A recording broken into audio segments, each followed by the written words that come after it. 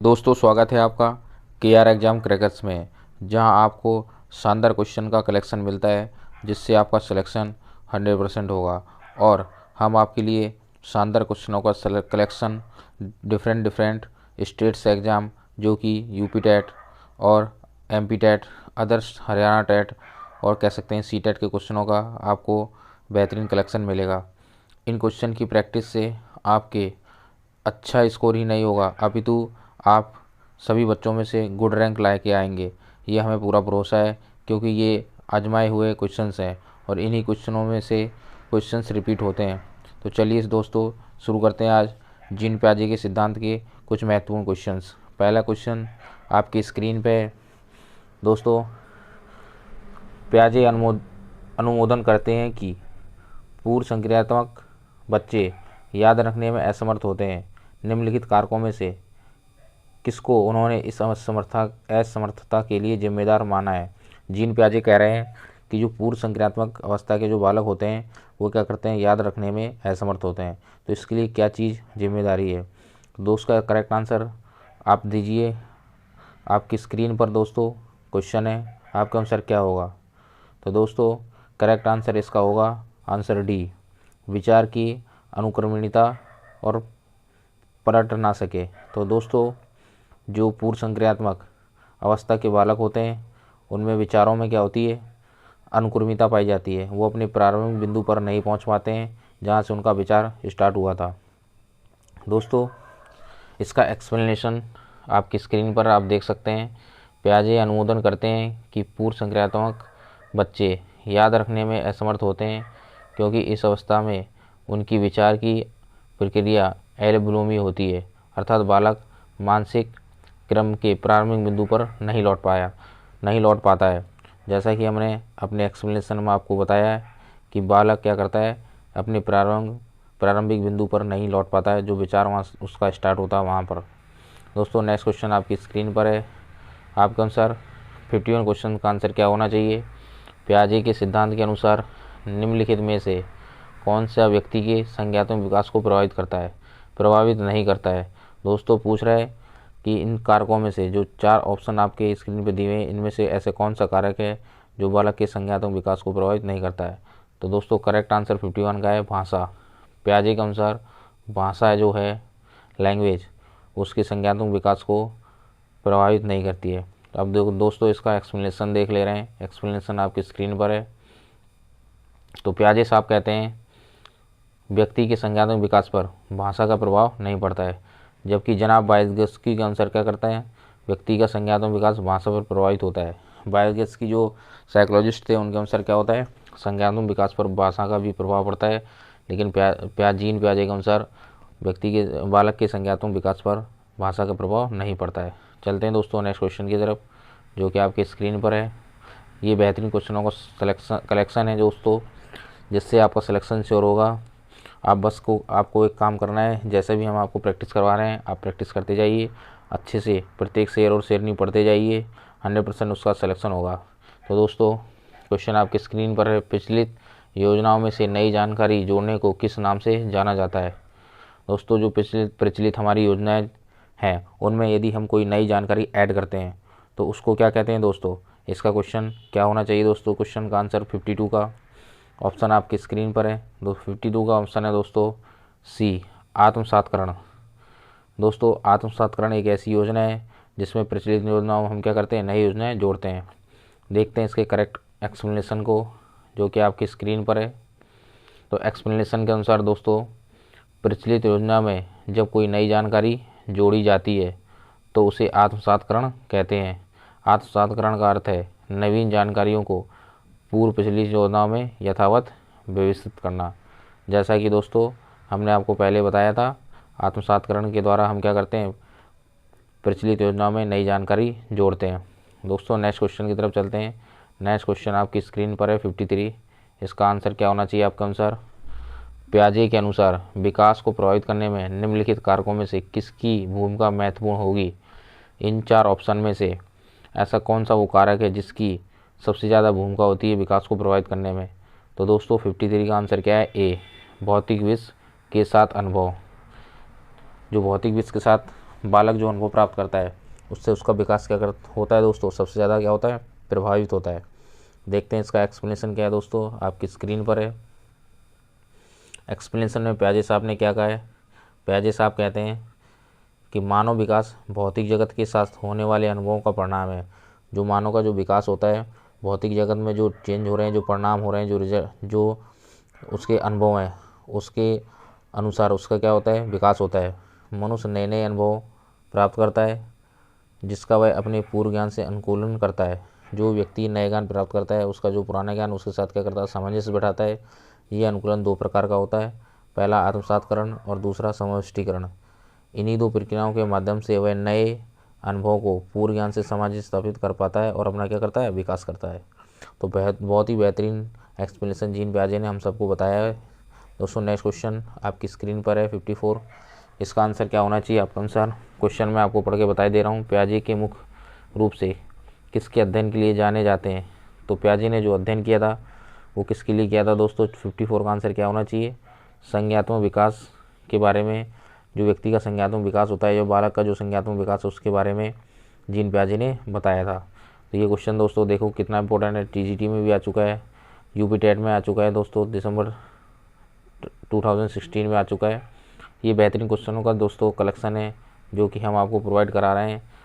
इस क्वेश्चन का एक्सप्लेनेशन दोस्तों आपके सामने, एक्सप्लेनेशन के बारे में एक बार नज़र डाल लेते हैं। संज्ञात्मक विकास का सिद्धांत जीन प्याजे के द्वारा दिया गया। उन्होंने निजी परीक्षणों के आधार पर बालकों के संज्ञात्मक विकास को प्रभावित किया है। इसके अनुसार संज्ञात्मक विकास व्यक्ति के जन्म जात संरचना एवं प्रक्रियाओं के अनुभवों की अंतःक्रिया पर निर्भर करता है। संज्ञात्मक विकास की निम्न प्रक्रियाओं से होकर गुजरता है, संगठन, अनुकूलन, आत्मसात और समंजस। जो संज्ञात्मक विकास है किन किन प्रक्रियाओं से होकर गुजरता है, संगठन से गुजरता है, अनुकूलन से गुजरता है, आत्मसातकरण से गुजरता है और समंजन से गुजरता है। तो दोस्तों इस तरह के बेहतरीन क्वेश्चन हम आपको हमेशा प्रोवाइड करा रहे हैं जिससे आप अपना सिलेक्शन श्योर कर पाएँ। उसके लिए आपको वीडियो लगातार हमारा देखते रहना है और उसकी प्रैक्टिस करती रहनी है जिससे आप बेहतरीन सिलेक्शन और बेहतरीन रैंक प्राप्त कर सकें। नेक्स्ट क्वेश्चन 55 है दोस्तों। प्याजे के अनुसार संज्ञात्मक विकास की द्वितीय अवस्था क्या है। दोस्तों हम सब जानते हैं पहली अवस्था है जो कि 0 से 2 वर्ष होती है, संवेदी गामक अवस्था होती है, संवेदी गामक अवस्था होती है, और 2 से 7 वर्ष तक होती है पूर्व संक्रियात्मक अवस्था। तो दोस्तों द्वितीय अवस्था होती है पूर्व संक्रियात्मक अवस्था, और तीसरी अवस्था होती है मूर्त संक्रियात्मक अवस्था, चौथी होती है औपचारिक संक्रियात्मक अवस्था। जो तृतीय अवस्था होती है 7 से 11 वर्ष होती है, और जो चौथी होती है पूर्व संक्रांत अवस्था वो 11 से 15 वर्ष तक होती है। दोस्तों इसका एक्सप्लेनेशन एक बार आपको दिखाई दे रहे हैं, जैसा कि हमने बताया था एक्सप्लेनेशन बिल्कुल करेक्ट वैसा ही है। प्याजे के अनुसार संज्ञात्मक विकास की कितनी अवस्थाएं, 4 अवस्थाएं। संवेदी गामक अवस्था जिसको सेंसर मोटर स्टेज भी कहते हैं, ये 0 से 2 वर्ष के बीच होती है। नेक्स्ट है पूर्व संक्रांतक अवस्था, प्री ऑपरेशनल स्टेज जो कि 2 से 7 वर्ष होती है। मूर्त संक्रांतक अवस्था, कॉन्क्रीट ऑपरेशन स्टेज जो कि 7 से 11 वर्ष के बीच होती है। और नेक्स्ट है औपचारिक संक्रांतक अवस्था, फॉर्मल ऑपरेशन स्टेज जो कि 11 से 15 वर्ष के बीच होती है। तो दोस्तों जैसा कि हम आपको क्वेश्चनों की प्रैक्टिस कराए जा रहे हैं, उन क्वेश्चनों की प्रैक्टिस आप अपने पूरे मन से करिए, डेफिनेट रूप से आपका सिलेक्शन होगा। आपको ज़्यादा सोचने की जरूरत नहीं है। दोस्तों नेक्स्ट क्वेश्चन आपकी स्क्रीन पर है। मानव के संज्ञात्मक मानसिक, संज्ञात्मक को दोस्तों मानसिक शब्द भी यूज कर सकते हैं संज्ञात्मक की जगह हम। मानव के संज्ञात्मक मानसिक विकास की मूर्त संक्रिया अवस्था में सामान्यतः किस आयु काल को शामिल किया गया है। जो कह रहा है कि मूर्त जो अवस्था है बालक की, मानव की या व्यक्ति की, उस किस काल को शामिल किया गया है। तो दोस्तों 56 का आंसर आपका आंसर क्या होना चाहिए, लगभग 7 से 11 वर्ष तक मूर्त संक्रांतक अवस्था मानी गई है, और 11 से 15 के बीच क्या मानी गई है, अमूर्त संक्रांतक अवस्था, और जन्म से 2 वर्ष तक क्या मानी गई है, इसमें संवेदी गामक अवस्था होती है। वो दोस्तों जन्म से 2 वर्ष तक संवेदी गामक अवस्था होती है। ठीक है, इस प्रकार देख लेते हैं इसका क्वेश्चन का एक्सप्लेनेशन क्या है दोस्तों। क्वेश्चन का एक्सप्लेनेशन आपके सामने है। मानव के ज्ञानात्मक या मानसिक, ज्ञानात्मक को मैंने पहले ही बताया, जैसे मानसिक भी अपन यूटिल कह सकते हैं उस वर्ड को। मानसिक विकास की मूर्त संक्रांतक अवस्था सामान्यतः पूर्व यहाँ दोस्तों गलत लिखा हुआ है, यहाँ होना चाहिए पूर्व संक्रांत अवस्था 7 से 11 वर्ष तक, सॉरी सही की लिखा हुआ है दोस्तों, मूर्त संक्रांत अवस्था 7 से 11 वर्ष तक आयु कहते हैं। और पूर्व संक्रांत अवस्था दोस्तों कितनी होती है, जो होती है 2 से 7 वर्ष तक पूर्व संक्रांत अवस्था, और मूर्त संक्रांत अवस्था होती है 7 से 11 वर्ष तक, और अमूर्त संक्रांत अवस्था होती है 11 से 15 वर्ष तक। दोस्तों चलते हैं नेक्स्ट क्वेश्चन की तरफ, जो कि आपकी स्क्रीन पर है। इस क्वेश्चन के अनुसार आपका आंसर क्या होना चाहिए, प्याजे के अनुसार अहम केंद्रित क्या है। प्याजे ने जो अहम केंद्रित शब्द यूज किया है वो किसके लिए यूज किया है, तो दोस्तों करेक्ट आंसर है बालक विश्व का केंद्र है और हर चीज़ उसके इर्द गिर्द घूमती है। एक्चुअली बालक क्या सोचता है कि उसके आसपास ही पूरी दुनिया चल रही है और वही सब दुनिया का केंद्र है। तो इसका करेक्ट आंसर दोस्तों देख लेते हैं। ये क्वेश्चन कई बार आ चुका है, कितना इंपॉर्टेंट क्वेश्चन है, आपकी स्क्रीन पर आप इस चीज़ को देख सकते हैं। देखिए 4 एग्जाम्स में ये क्वेश्चन आपको डेफिनेटली देखने को मिला है, इसलिए मैं कह रहा हूँ हम आपको एक बेहतरीन क्वेश्चन का कलेक्शन दिया है और इन्हीं क्वेश्चंस को हम प्रैक्टिस करवा रहे हैं, जिससे आपका सिलेक्शन श्योर हो सके। तो प्याजे के अनुसार अहम केंद्रित या अहम केंद्रीकरण ईगो सेंट्रलाइजेशन से तात्पर्य बालक की इस मान्यता से होता है कि सभी व्यक्तियों के घटना के संबंध में ठीक यही विचार है जो मेरे विचार हैं। बालक समझते हैं कि वह विश्व का केंद्र है और हर चीज़ उसके इर्द गिर्द घूमती है। जैसा कि हमने आपको पहले अपने एक्सप्लेनेशन में बताया था करेक्ट, वैसे ही इसका ठीक एक्सप्लेनेशन है। तो दोस्तों नेक्स्ट क्वेश्चन आपकी स्क्रीन पर है 58। आपके अनुसार 58 का आंसर क्या होना चाहिए, जीन प्याजे के सिद्धांत में आयतन, लंबाई, मात्रा इत्यादि का संरक्षण किस अवस्था में होता है। बालक किस अवस्था में लंबाई, मात्रा आदि में इंटरप्रिटेशन करना शुरू कर देता है। इसका करेक्ट आंसर क्या होना चाहिए दोस्तों, 58 का है स्थूल प्रक्रिया। और इसका अपन एक्सप्लेनेशन देख ले रहे हैं। एक्सप्लेनेशन कैसा है, एक्सप्लेनेशन दोस्तों आपके सामने। प्याजे के सिद्धांत में आयतन, लंबाई, मात्रा आदि का संरक्षण स्थूल प्रक्रिया अवस्था, जो कि मूर्त संक्रियात्मक अवस्था होती है। मूर्त संक्रियात्मक अवस्था को आप संरक्षण स्थूल अवस्था भी कह सकते हैं। ये लगभग 7 से 11 वर्ष तक चलती रहती है। इस अवस्था में बालक 3 योग्यता हासिल कर लेता है। कौन कौन सी कर लेता है, विचारों की विलोमिता होती है उसके अंदर।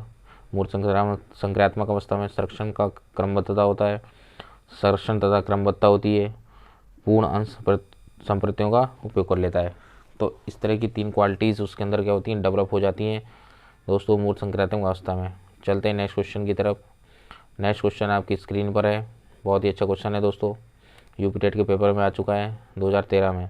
प्याजे मुक्ता के क्षेत्र में योगदान जाने जाते हैं। प्याजे ने किस क्षेत्र में अपना योगदान दिया है, तो दोस्तों बहुत ही सिंपल है, संज्ञात्मक विकास के क्षेत्र में प्याजे ने अपना महत्वपूर्ण योगदान दिया है।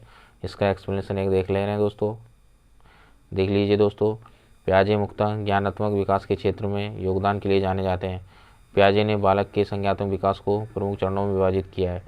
संवेदनगामक अवस्था 0 से 2 वर्ष, पूर्व संक्रियात्मक अवस्था 2 से 7 वर्ष, मूर्त संक्रियात्मक अवस्था 7 से 11 वर्ष, औपचारिक संक्रियात्मक अवस्था 11 से 15 वर्ष। औपचारिक को अमूर्त संक्रियात्मक अवस्था भी कहते हैं। तो दोस्तों ये बहुत ही बेहतरीन क्वेश्चन है। यहाँ से इस अवस्थाओं को आप अच्छे से याद कर लीजिए, जिस तरह से करना चाहें आप, शॉर्ट ट्रिक करके किसी तरह से आप याद करना है आपको और इस क्वेश्चन को अच्छे से दिमाग में बिठा लेना है। दोस्तों चलते हैं नेक्स्ट क्वेश्चन की तरफ, जो कि आज का हमारा आखिरी क्वेश्चन है। क्वेश्चन आपके सामने है, प्याजे के संज्ञात्मक विकास के सिद्धांत में अमूर्त तर्क एवं परिपक्व नैतिक चिंतन किस अवस्था की विशेषताएँ हैं। तो दोस्तों अमूर्त तर्क मैंने बताया कि अमूर्त तर्क किस में होती है, बताइए दोस्तों किस में होती है, औपचारिक संक्रियात्मक अवस्था में। औपचारिक को क्या बोलते हैं अपन, अमूर्त संक्रियात्मक अवस्था भी बोलते हैं। इसमें परिपक्व नैतिक चिंतन की अवस्था आ जाती है। इसका एक्सप्लेनेशन अपन देख ले रहे हैं दोस्तों, जो कि आपकी स्क्रीन पर है। देखिए प्याजे के संज्ञात्मक विकास की 4 अवस्थाएं होती हैं, अपन पढ़ चुके हैं। संवेदनगामक अवस्था जन्म से 2 वर्ष, पूर्व संक्रियात्मक अवस्था 2 से 7 वर्ष, मूर्त संक्रियात्मक अवस्था 7 से 11 वर्ष, औपचारिक संक्रियात्मक अवस्था 11 से 15 वर्ष तक। चतुर्वस्था में बालक में चिंतन में पूर्ण क्रमबद्धता आ जाती है।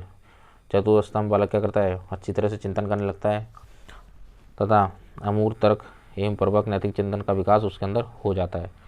तो जो बालक की चौथी अवस्था होती है औपचारिक संक्रियात्मक अवस्था, इसमें बालक क्या करता है, अपने चिंतन में प्रांगणित हो जाता है। उसको अच्छे से चिंतन करने के लिए और सोचने की क्षमता डेवलप हो जाती है बालक के अंदर। तो दोस्तों आज के लेक्चर यहीं समाप्त करते हैं। उम्मीद करते हैं कि आपको दोस्तों लेक्चर अच्छा लगा होगा, पसंद आया होगा।